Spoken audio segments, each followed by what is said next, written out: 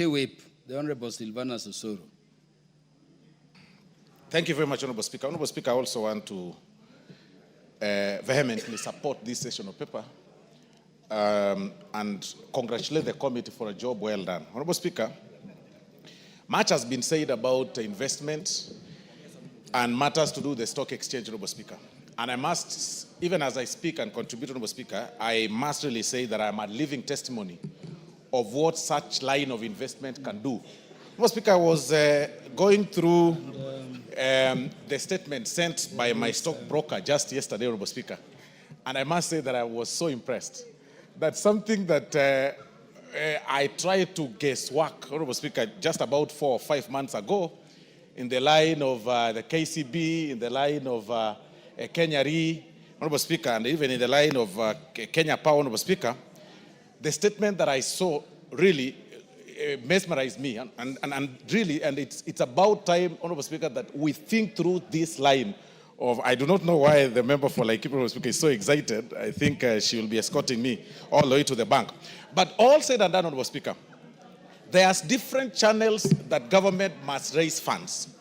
And one of it, Honorable Speaker, is to offer an opportunity for the masses to walk alongside with them, Honorable Speaker. They say that if you want to go fast, walk alone.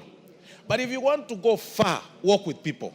Honorable Speaker, many of these corporations that time immemorial, Honorable Speaker, have been left, by people or to people, just employees, Honorable Speaker, that just depend on the exchequer, on salaries and everything to run, who just pass time, Honorable Speaker, so that they can retire at 60 and go home and enjoy their pensions and everything. That is the reason why, Honorable Speaker, most of these private public corporations are not progressing. And look at this session of paper, Honorable Speaker. What it is advising, Honorable Speaker, is that you offer Kenyans an opportunity, just like it was offered, Honorable Speaker, back in 2009. You remember, Honorable Speaker, about 2009 when Kenyans queued, along Nation Center, Honorable Speaker, to buy or to purchase, Honorable Speaker, the Safaricom shares, then were about 5 shillings. Kenyans were all over saying, we want to protect this monster, Honorable Speaker. And it became humongous over time, Honorable Speaker, when people really invested in it. So it's about time that Kenyans take some of these proposals positively. And even the members that are watching us here, Honorable Speaker, because sometimes people, you hear people say, so-and-so owns shares from this particular company, it becomes the biggest shareholder, so-and-so has invested this. Honorable Speaker, it is a gradual growth that you have been offered an opportunity. Today, the share goes at 3 shillings, for example, if it is Kenya Re. Tomorrow you get it, Honorable Speaker, appreciating it to 11 shillings. The next day you find it appreciating to 25 shillings. All that, number one, helps grow your financial strength and also helps raise money for the government or for that state corporation. And it will never fall because there are so many eyes, Honorable Speaker, that are watching.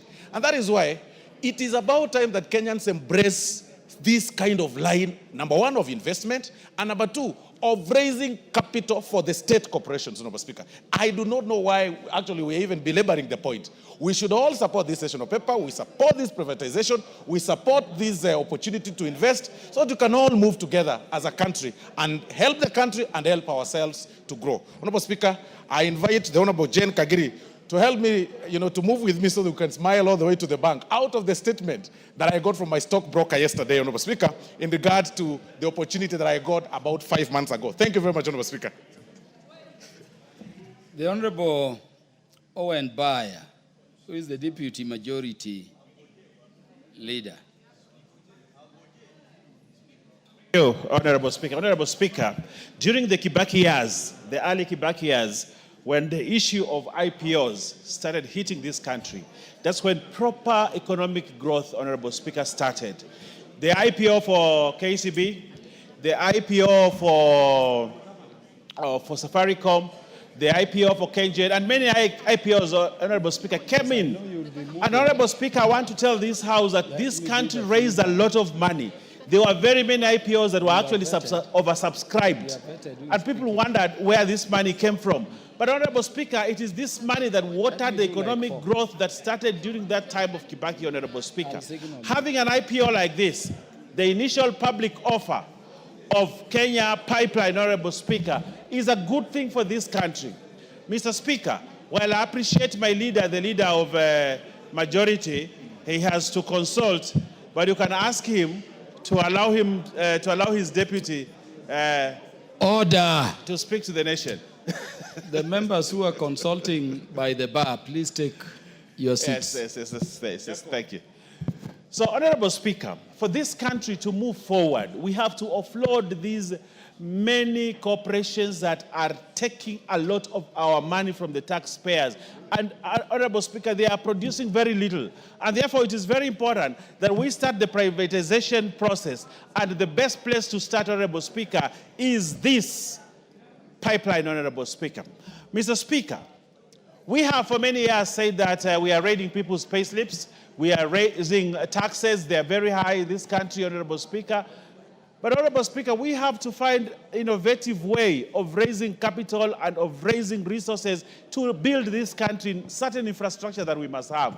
And one of the ways, Honorable Speaker, is the IPO.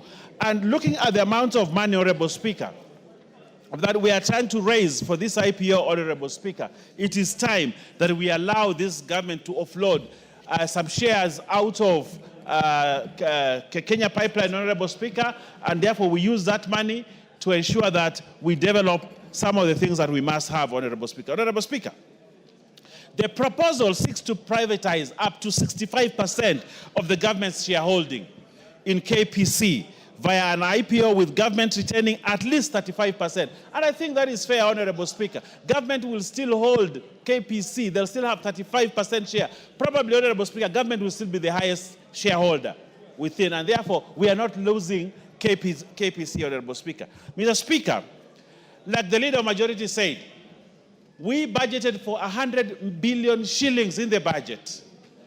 If we do not raise this money, Honorable, we shall have a gap of 100 billion shillings, Honorable Speaker. And yet, our own asset, just like you, Honorable Speaker, when you have issues, in my language, we have a saying, mutu wakolwa ni chakwe. Mutu wakolwa ni chakwe. Meaning, that which you have is which will save you at a time of need. That's what it means, Honorable Speaker. Government, yes. Now, he's telling me, the leader, that in his language, he says, mtu hushika mbuzi yake.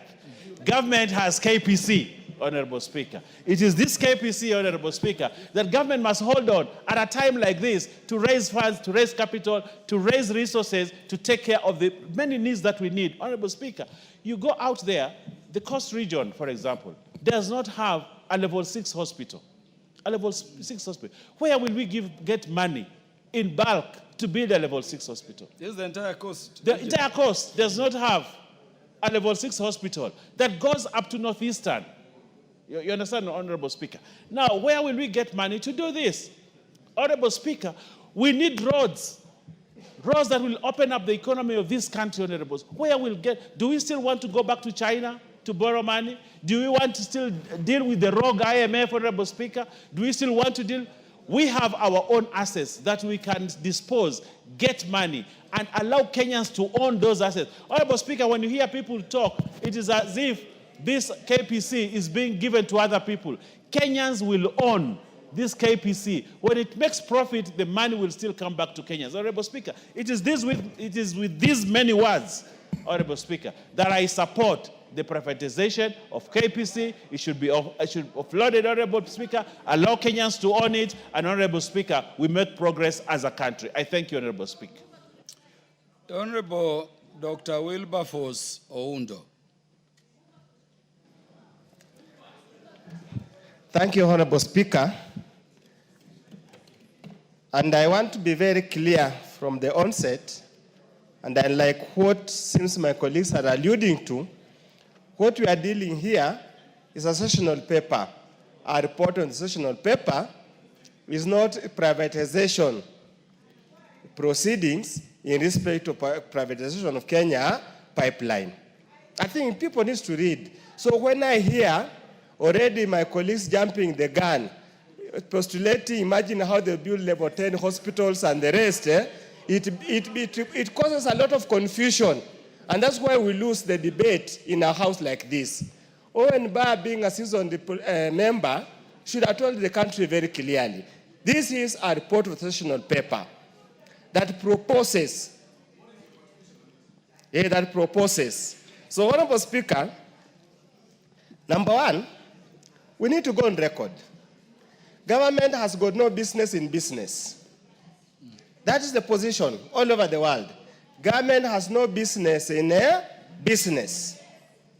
Number two, privatization to unlock value is a good idea all over the world. Number three, we have had privatization process in this country that have ended well, but some have ended up very badly. And one of them is the Webuye Pan paper, where the company was sold for song by some powerful people, went and ripped off its assets and walked away. We have even case of KCC that was sold, and it took the intervention of President Mwai Kibaki to buy it back. Honorable Speaker, another classical case of failure is being authored here today. Another classical case of plunder and theft is being authored here today. Honorable Speaker,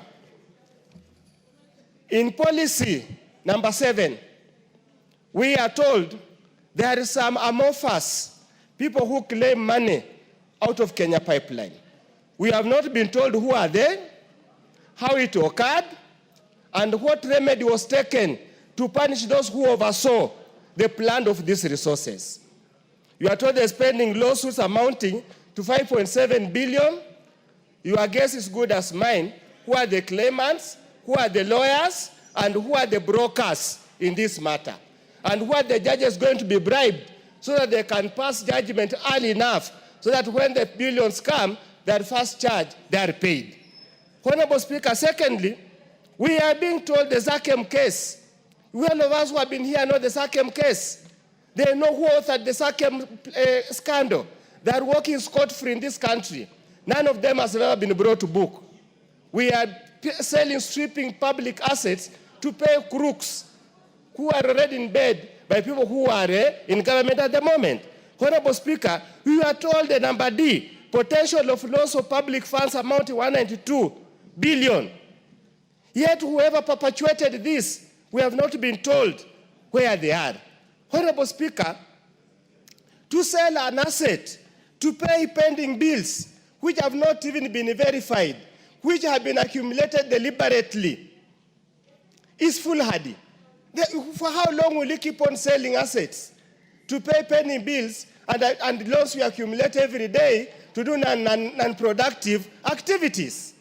Honorable Speaker, and then the fear, the monopoly and the oligopoly that will come into this. Honorable Speaker, the principle might be good, but the foundation, the principles, the grounds for this privatization is all crooked process, Honorable Speaker. All crooked, all skewed to benefit a few people and leave the Kenyan people poorer than they were. And unfortunately, I stand to oppose. The rest can do whatever they want. I just want to go on record that it has been known there has been a sober voice who stood for the people of Kenya. Thank you. As the Honorable Dr. James Nyikal. No, there is also ethnic and regional balance in Parliament. Let Honorable Nyikal speak. Thank you. Thank you, Mr. Speaker. I support this with extreme caution. The principle of selling assets and making them private so that they are run in a private way and not by government is good. However, in our circumstances, if you look at a summary of the sessional paper that is put, that actually attached to the order, to the supplementary order paper, the whole thing is actually going to rely on what the Commission of Privatization does. There are a lot of questions that have been put what it should do. If you take number 7 that Honorable Oundo has been talking about, if the Privatization Commission does not actually clearly say what he said in part 7, the pending bills, some of them are actually lawsuits.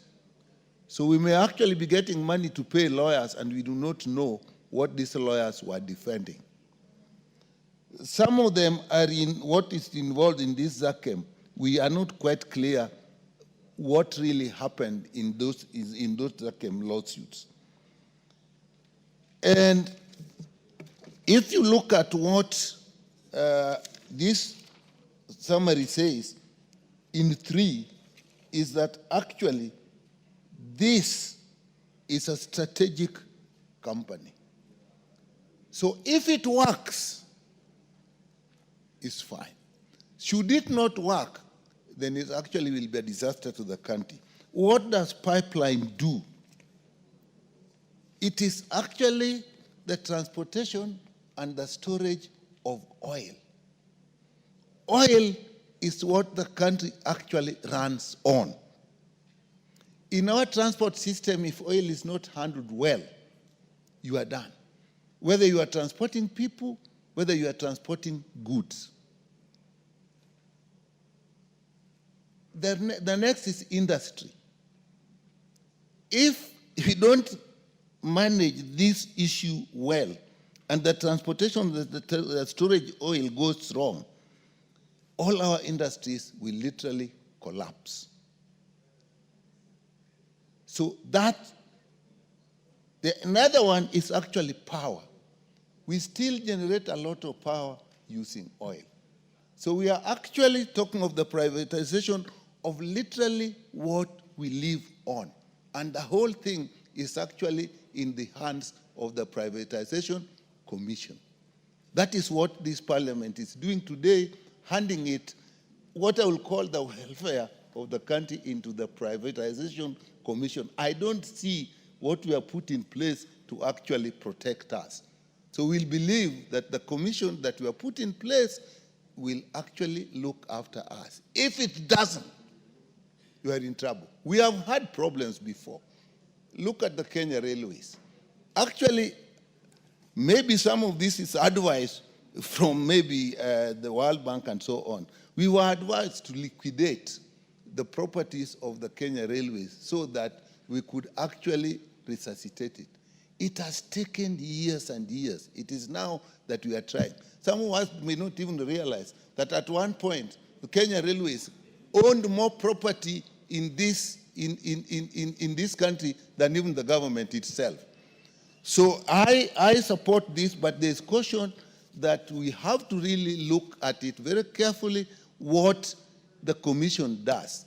But it needs to also need to know that it will make Kenya Pipeline run properly. What happened in, say, I'll take the example of the depot in Kisumu.